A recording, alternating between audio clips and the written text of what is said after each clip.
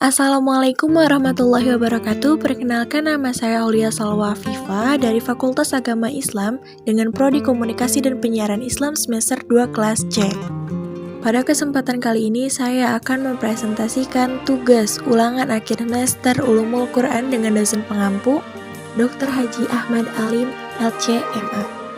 Berikut materi yang akan dibahas yaitu kategorisasi surat di dalam Al-Quran. Kedua, permisalan dalam Al-Quran. 3, klasifikasi dalam tafsir Al-Quran. 4, ijaz Al-Quran. 5, disiplin ilmu dalam Al-Quran. 6, hikmah pengulangan ayat dalam Al-Quran. Dan yang terakhir, hukum terjemah Al-Quran.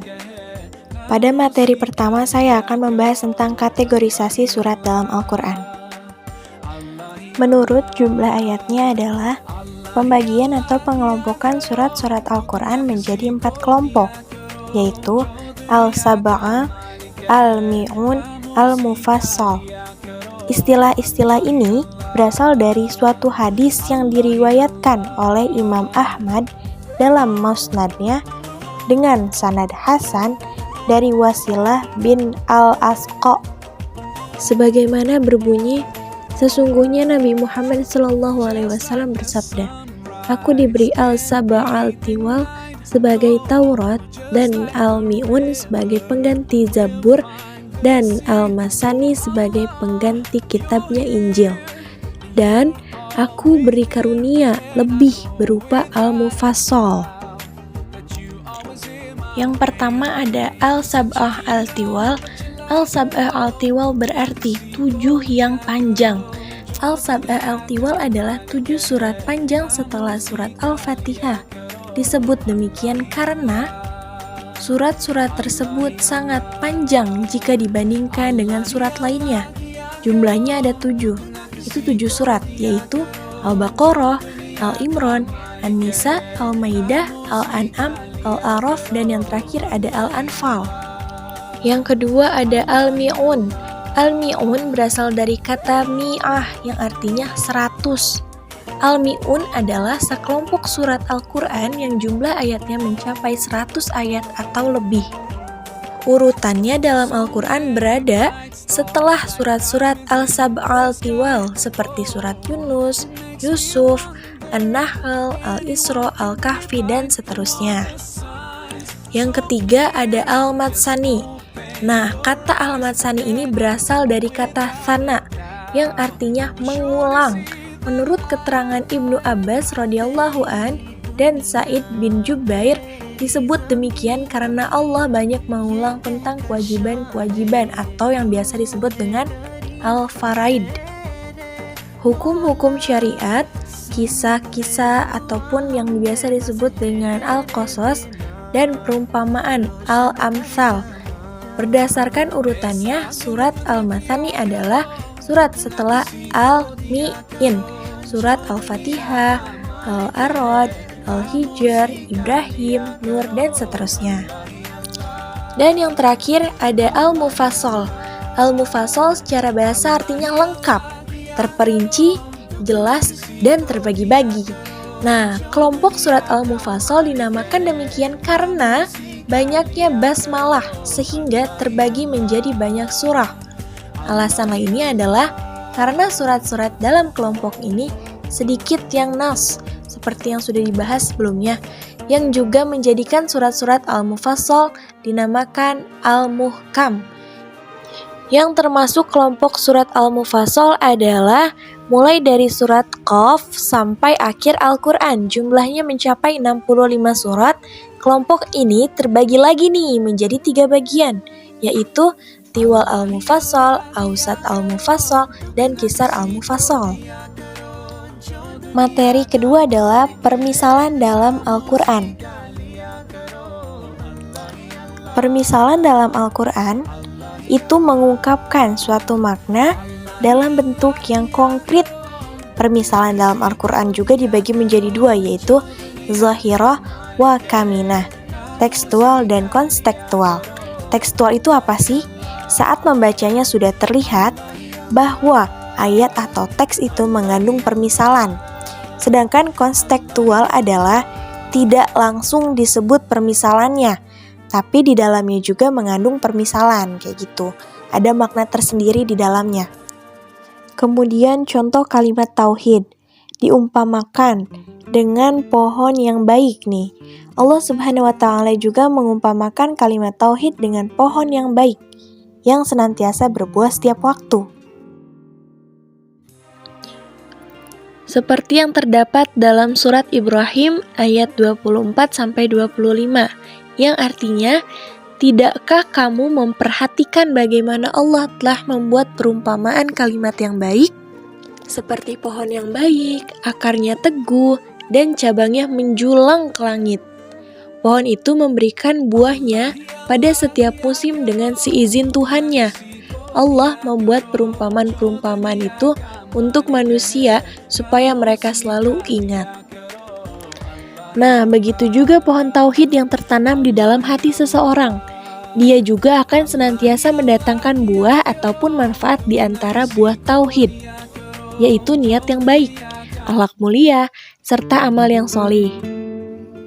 Manfaat ini tidak hanya dirasakan oleh orang yang bertauhid, tapi juga dirasakan oleh orang lain yang ada di sekitarnya. Materi ketiga yaitu klasifikasi dalam tafsir Al-Quran.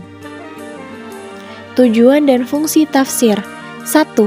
Menjelaskan isi kandungan yang terdapat dalam Al-Quran sehingga apa yang diwahyukan oleh Allah kepada manusia agar dapat dimengerti melalui kitab yang Allah turunkan kepada Rasul kita, Rasulullah SAW.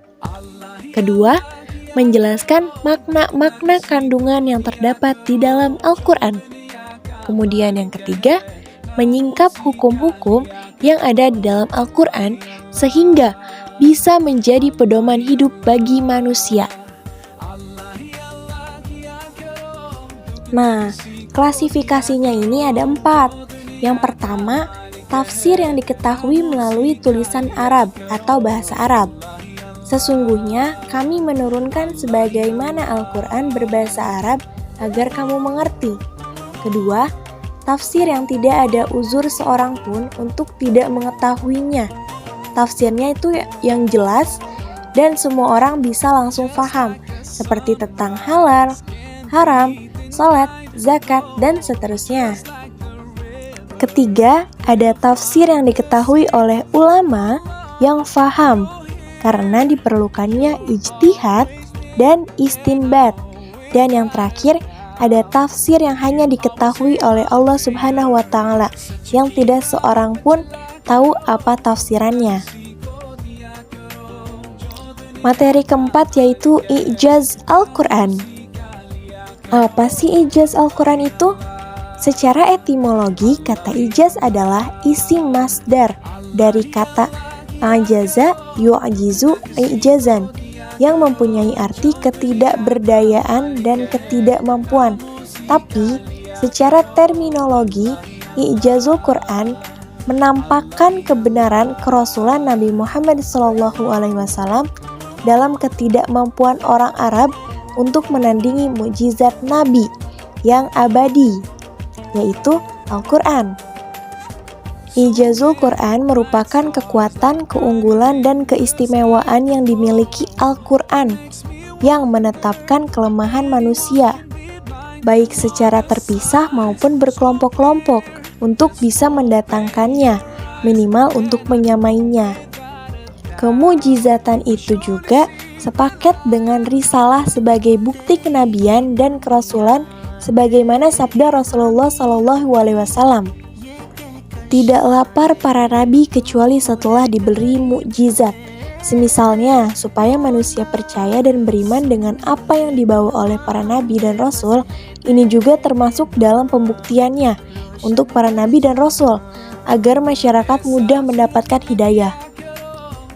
Mukjizat Rasulullah SAW itu sifatnya akliyah, sedangkan mukjizat Al-Quran sifatnya qalidah ataupun biasa disebut dengan abadi. Ini juga menunjukkan abadinya risalah Islam sehingga bisa ditafsirkan sebagai Islam tidak akan pernah padam. Materi kelima yaitu disiplin ilmu dalam Al-Quran. Ibnu Mas'ud meriwayatkan, "Man arada al-ima fa'alaihi bil Qur'an." Siapa saja yang menghendaki ilmu, maka padanya berpegang kembali pada Al-Qur'an. Nah, jadi yang dimaksudkan adalah Al-Qur'an ini memiliki pondasi dasar dari sebelum kita mempelajari suatu ilmu. Al-Qur'an ini induk dari segala ilmu. Maka jika ada seseorang yang mendalami ilmu lain tetapi tidak dengan Al-Qur'an, maka itu tidak akan sampai pada derajat ilmunya. Di dalam Al-Qur'an itu ada ilmu-ilmu terdahulu dan terakhir dengan pernyataan bahwa segala ilmu pengetahuan ada di dalam Al-Qur'an. Al-Baihaqi menafsirkan ilmu pengetahuan dalam perkataan Ibnu Mas'ud dengan pokok dan dasar ilmu. Sebab Allah menurunkan 104 buku atau kitab.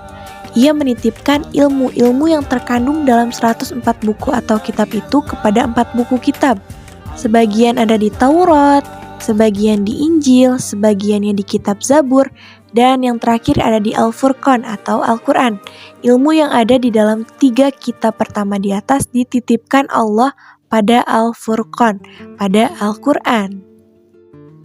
Materi ke-6 yaitu hikmah pengulangan ayat di dalam Al-Quran. Takrir atau tikrar artinya adalah pengulangan. Menurut Syekh Muhammad bin Sholih dalam tafsir Juz Amma terdapat beberapa hikmah pengulangan ayat atau kalimat dalam Al-Quran. Di antaranya yaitu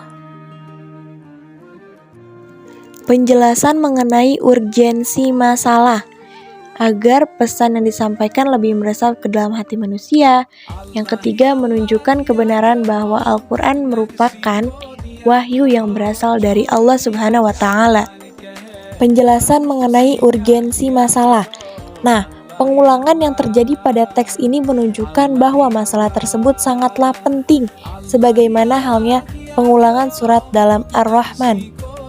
Para ulama berpendapat mengenai rahasia pengulangan dalam surat Ar-Rahman yaitu dikarenakan betapa pentingnya menampakkan aneka nikmat Allah Subhanahu wa Ta'ala yang sangat melimpah, bahkan tidak akan pernah sanggup dihitung dalam kehidupan manusia.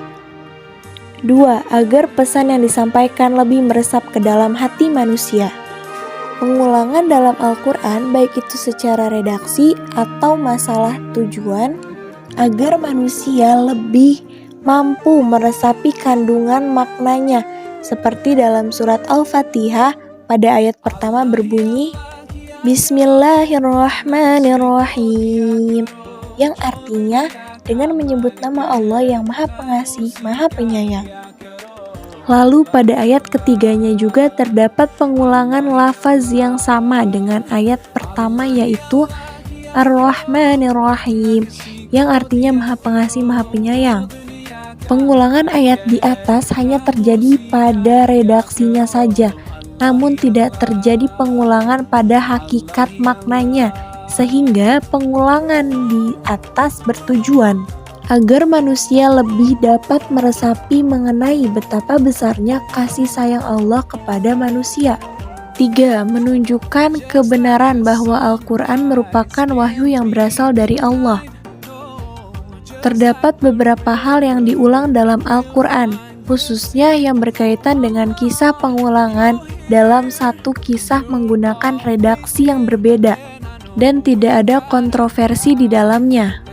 Syekh Muhammad bin Sholih berpendapat dalam tafsir Juz Amma bahwa hal ini sangat mustahil dapat dilakukan oleh manusia kecuali bagi yang Maha Mengetahui.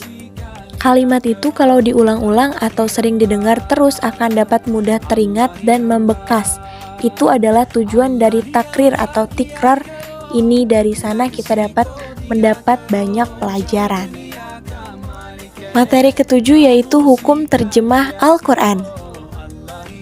Hukum terjemah dalam Al-Quran, menerjemahkan Al-Quran dilihat dari sisi bahasanya terlebih dahulu. Maka dari makna al-terjamah atau turjuman yang artinya memindahkan atau mentakbirkan dari suatu bahasa ke bahasa yang lain. Salah satu penerjemah di bahasa dahulu adalah Ibnu Abbas. Beliau memiliki keahlian khusus untuk menafsirkan Al-Quran.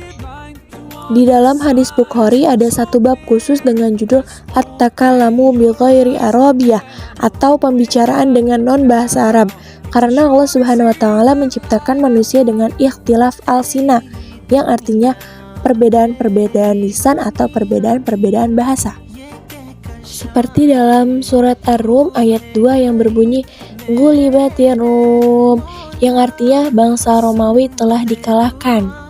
Kenapa Al-Quran butuh diterjemahkan? Karena tidak semua orang paham bahasa Arab, seperti dalam sebuah hadis yang berbunyi wa ma arsalnaka ila rahmatan lil alamin, yang artinya tidaklah aku utus kamu wahai Muhammad kecuali untuk umat seluruh alam. Jadi jangkauan Nabi itu mengglobal, mendunia untuk seluruh umatnya di ujung dunia sampai ke ujung dunia lainnya. Zaid bin Thabit adalah salah satu sahabat Rasul yang bertugas mendokumentasikan surat-surat kepada raja-raja untuk sarana dakwah Nabi. Karena dakwah Nabi sampai keluar tanah Arab kan, maka dari itu dibutuhkan penerjemah. Makanya nih, Nabi mengutus Zaid bin Thabit menjadi penerjemahnya. Adapun syarat-syarat terjemah Al-Quran. 1. Tidak menjadikan terjemah maknawiyah tersebut sebagai pengganti dari Al-Quran.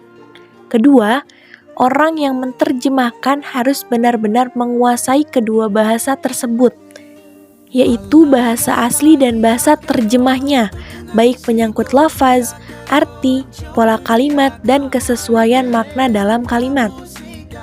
Ketiga, orang yang menerjemahkan Al-Quran harus benar-benar mengetahui makna-makna lafaz syar'i ayat dalam Al-Quran, kesesuaian antara mufrodat kosakata antara bahasa asli dengan bahasa terjemah.